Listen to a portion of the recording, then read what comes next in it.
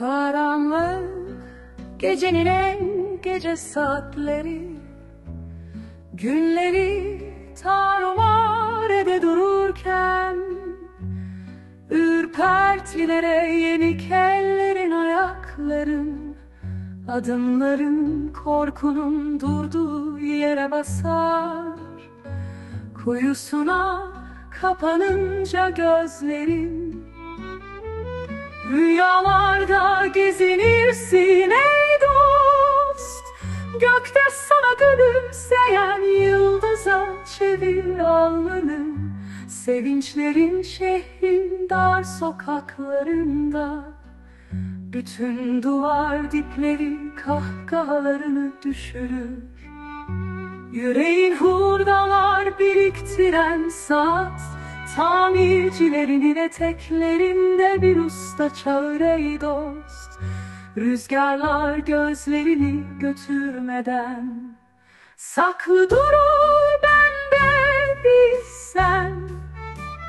İki odacıklı yüreğe, iki karardık sıcağı.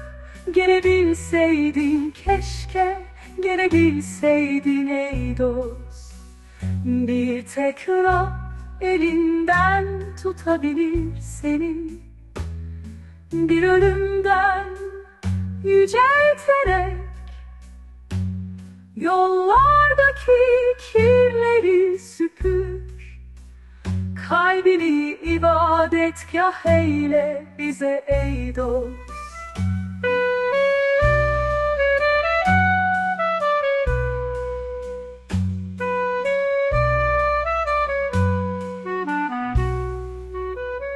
Bütün dudur bende bir sen, iki odacıklı yüreğe, iki karardık sıcağı.